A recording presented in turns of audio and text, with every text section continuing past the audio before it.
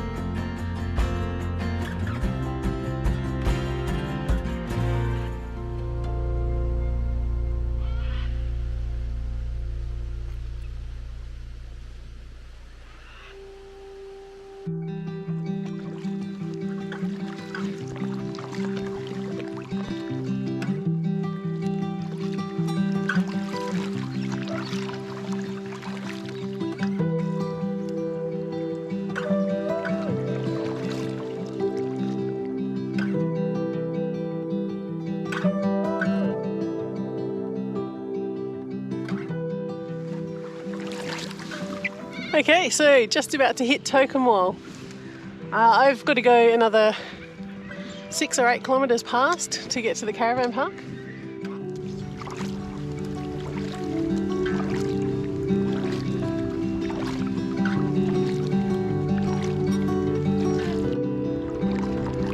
Very steampunk looking, isn't it?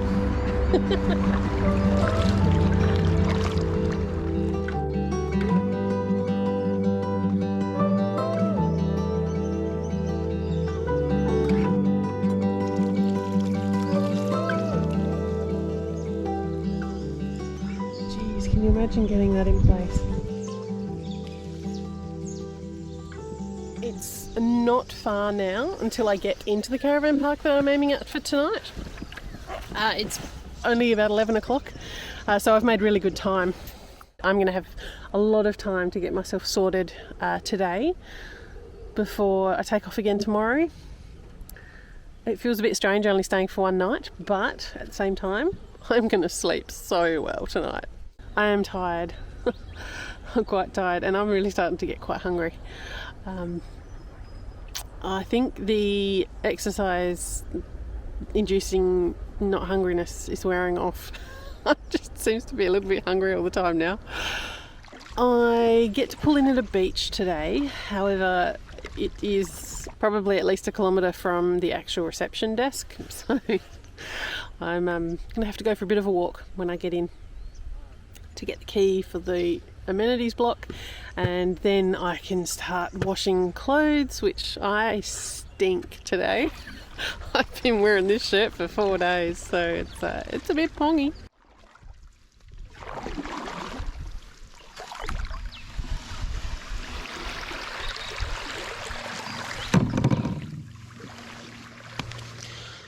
Alright, well, I've got to walk up to reception and check in, and then I'll work out what to do with all my stuff.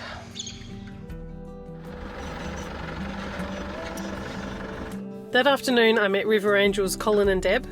They'd driven in from Barooga with a new gas canister for me, and they took me into Tocumwal so I could do a quick resupply at the very well stocked IGA. We had a really good chat over a late lunch and cuppa in town too, before heading back along the 8 kilometres of dirt roads to the Time Out Caravan Park. Thanks again for all your help, Deb and Colin. I was very lucky to have Deb get in contact with me before I arrived and offer to take me shopping and drop me back at the caravan park.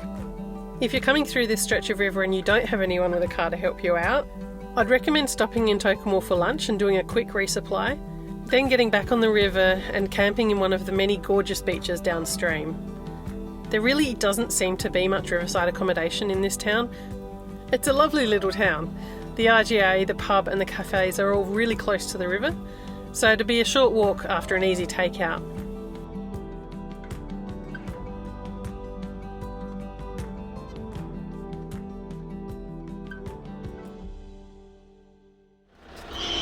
Well, that was Kai and Michael helped me up yesterday from the Time Out Caravan Park in Tocumwal. Thank you so much to those guys. That was hugely appreciated.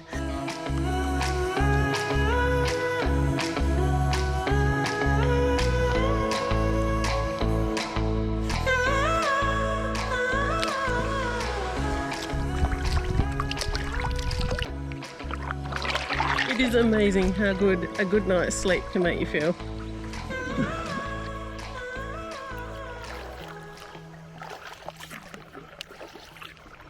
So yesterday I had my first mini meltdown. When I pulled up to that beach yesterday afternoon, you could probably tell I was getting a little bit overwhelmed. I'd been feeling on edge for the last few nights, getting very little sleep. I'd been feeling constantly hungry and paddling big days. I was worried how I was going to manage dragging all my gear up all that way into the caravan park over what looked like a couple of huge levee banks to my tired eyes. And I'd managed to get completely lost in the park on my way to finding the office. When I walked into the caravan park office to check in, my composure crumbled. So I'm eternally grateful to the caravan park managers who came to my rescue yesterday and brought their ute down to the water and helped me load my gear and my canoe up into the caravan park.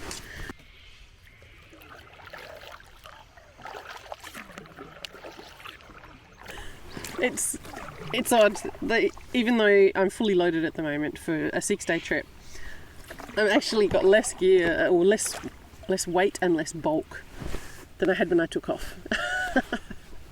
So it's good, I'm learning. As for the weight, actually I'm not too sure. It could just be that I'm getting stronger. I'm finding it much easier to pick these black bags up now than I did before, and I really haven't got rid of that much weight out of them. So I think it is just me getting stronger as I paddle. Around every bend there is a sandy beach since I've been downstream of the Yarrawonga Dam.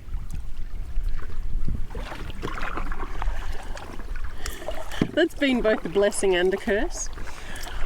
The blessing, of course, is that there's so many options for where to pull out and camp. The curse is that it is a mecca for caravanners of all descriptions. Having said that, there are still heaps of beaches that don't have anyone on them. It was just my unfortunate luck that I chose one that someone did want to come and visit late at night to set their camp up.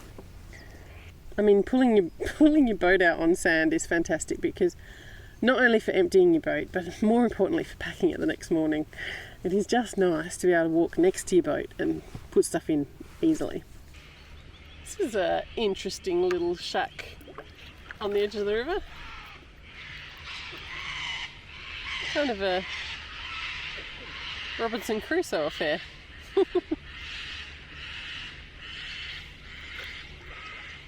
So these next 6 days are going to be, well, they'll be the longest that I've gone, the longest stretch I've ever done from town to town. So no resupply in the middle, no stops overnight to get nice and clean and refreshed and powered up. That person has a mannequin in their car. That's very strange. Maybe he needs the mannequin to talk to.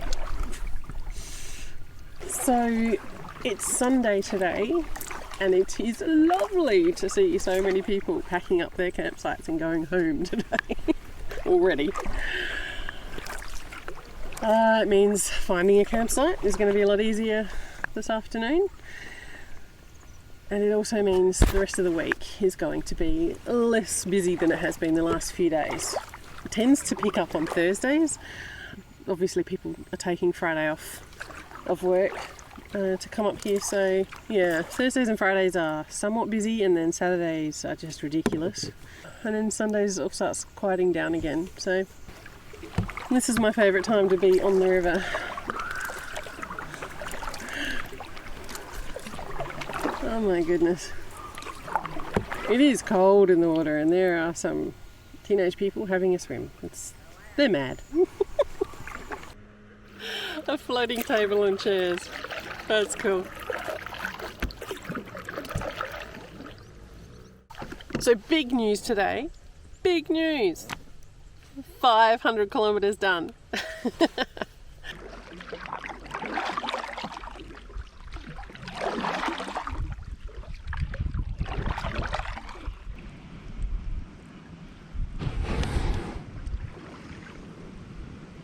Okay.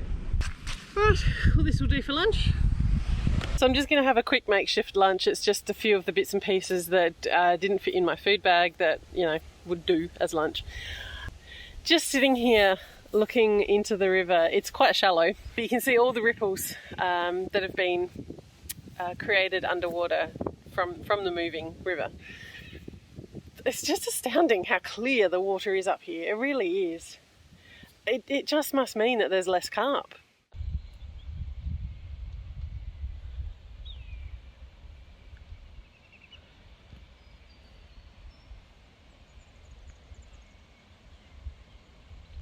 So 10Ks should take me about 2 hours. It's 1 o'clock now. With the wind behind me and the current so strong, it's actually doing quite well through here. I am hoping that I can get the 10Ks done in about an hour and 3/4, hour and a half, if all goes swimmingly.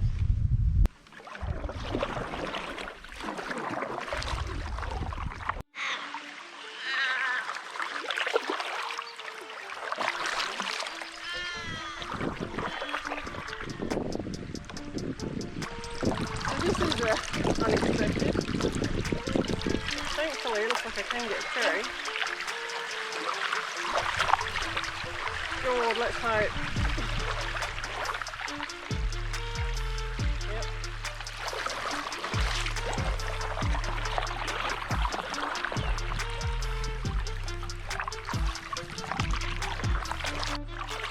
What the heck?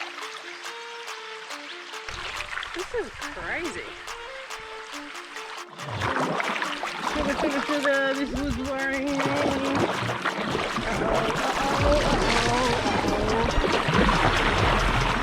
Okay.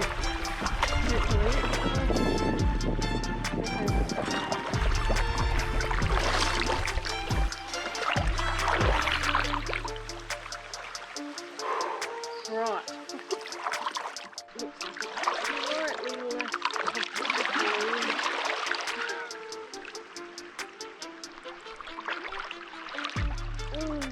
Close.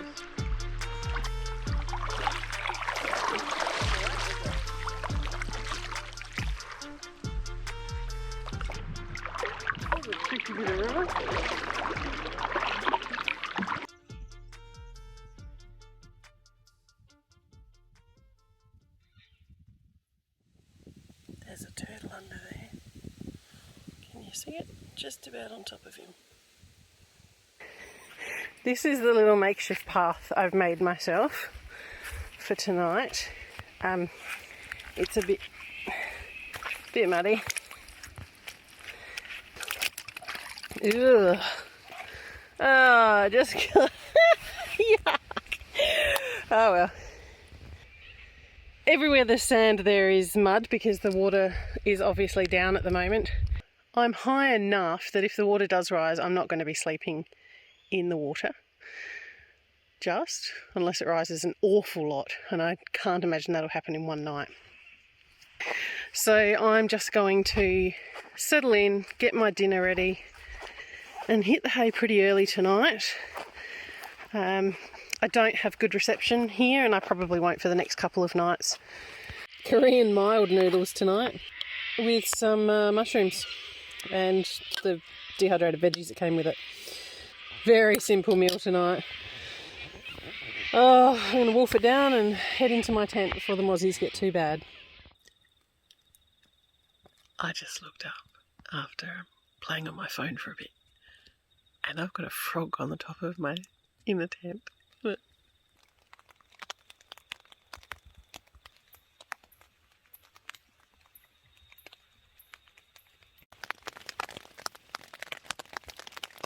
so there's clearly rain on the roof on my tent. But it sounds like the water out there is flowing really fast. I mean, it could just be rain on the river, but I hope the river's not rising really quickly. I'm going to get really wet if that's the case. A thunderstorm did come through earlier. As soon as I heard the thunder, I was like, oh, put the tent up. So I did, put it up as quickly as possible. But then, nothing. It just passed in the distance over there, which was good. Allowed me to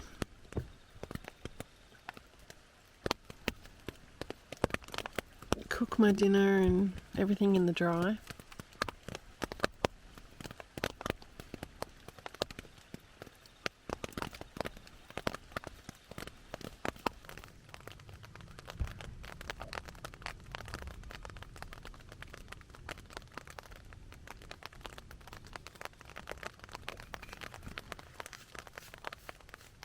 I'm still getting the hang of all these bush noises.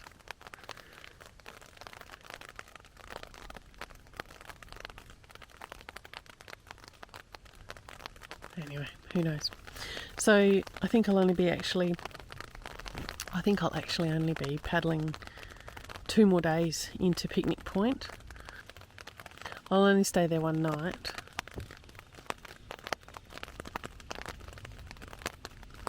It looks like they're right on the river.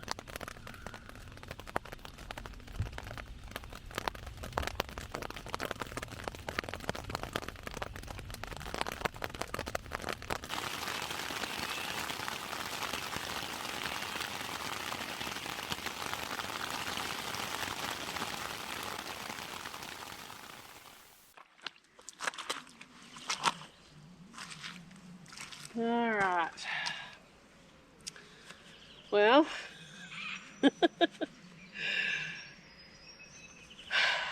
let's see if I can unsuction my boat from the mud. Here we go.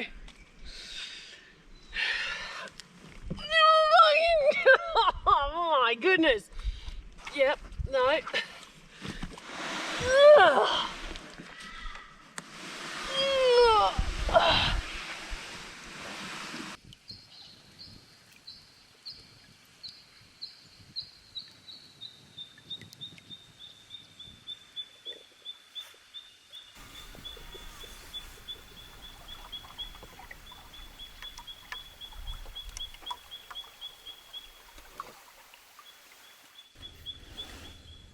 Nope, not going to hit anything. Good. Oh, well. That was a pretty soggy night. Again, weird noises in the bush. My imagination was just doing stupid things. So I didn't sleep very well last night. I did a big day yesterday. I was pretty tired.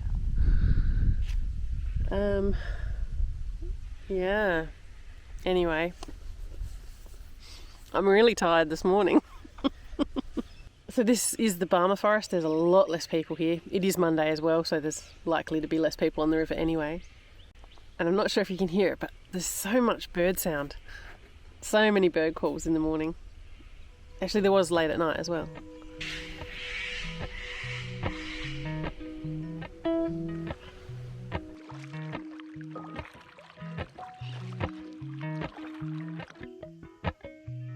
Appalachian sunrise meets my skin. Even with my eyes still closed, I can feel it coming in. Golden, golden, I'll follow only golden, golden, golden, golden things.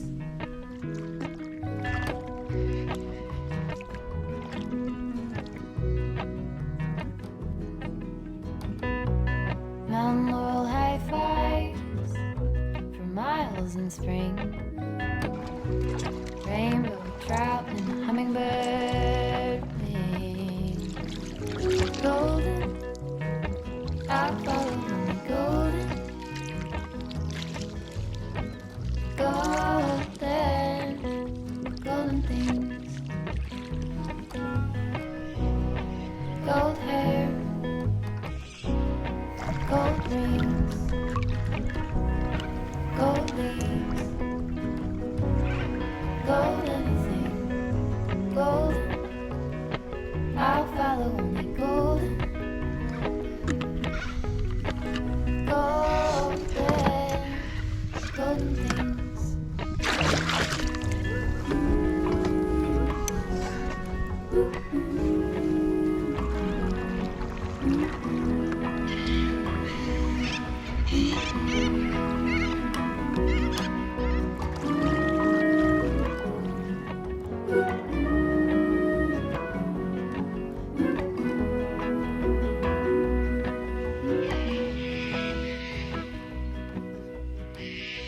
Walk up the river, back my son. Each step over. I'm just soaking up the last of this sun before the weather hits. I just heard a big rumble of thunder. It's getting closer and it's getting more often. Bummer.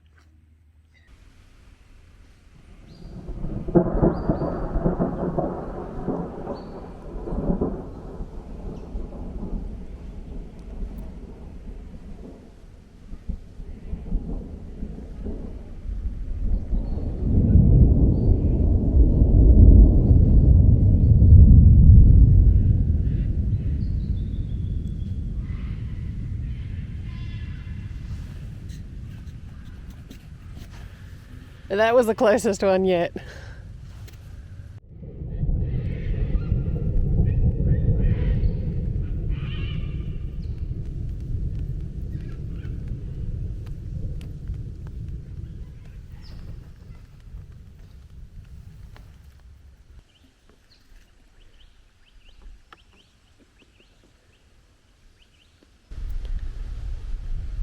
So there's a number of these culverts along the river, and they've been designed to help with the flooding of the forest, which is required for river red gums to be a healthy ecosystem.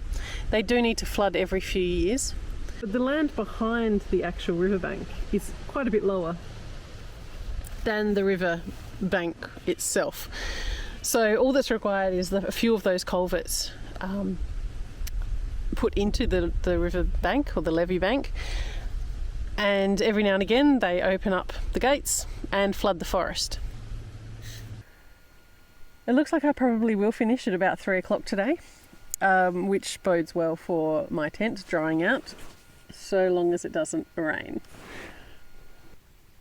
I must admit, I was thinking that it might be a good idea to camp where there is people tonight, more than one group of people. It would just stop my brain doing some weird stuff, which is what it did last night. You know, like, yowies really don't exist. I could have sworn I heard one banging on a tree last night. A number of times. I can't explain what that noise was, I really can't. Actually, it didn't sound like banging on a tree. It sounds like someone banging a big stick on the ground. Like thump, thump, thump. Kind of. It was weird. Like, I've heard kangaroos jumping through the bush, and that noise can take on various different tones, obviously based on the bush that they're jumping through. Oh, when they come crashing through the bush, they sound enormous. But yeah, I know what that sounds like. When those noises weren't happening and when the cockies weren't having a bit of a screech, it was silent last night. It was really kind of eerie, which is why I didn't sleep very well. I was just spooking myself out. Really? That's all it came down to. There must be ghosts in this forest. In the daytime, it doesn't worry me in the least, but at night, when you can't see, yeah, it's not so good. But I'm afraid of the dark, so, you know, that's just one of those things, isn't it? That's why I do tend to spend a lot of time in my tent at night. One of the benefits of getting in early is that you do get a sense of your campsite. You get familiar with it and what's making noise. And so last night when I arrived, I only had 45 minutes of daylight left, and the wind came up a little bit, which was good because it showed me which trees were making noise, creaking, with limbs rubbing together. Because obviously the wind came up last night, and that was one of the noises that was keeping me awake. But I knew that even if the wind picked up even higher, I wasn't going to get squished by a falling tree limb. That was one of the factors I took into consideration last night when I was choosing a campsite. These open forests, though, are really lovely. We don't get to see this very often at home. There's quite often lignum and those sorts of shrubby type plants between them along the riverbanks. But you can see a long way back in there.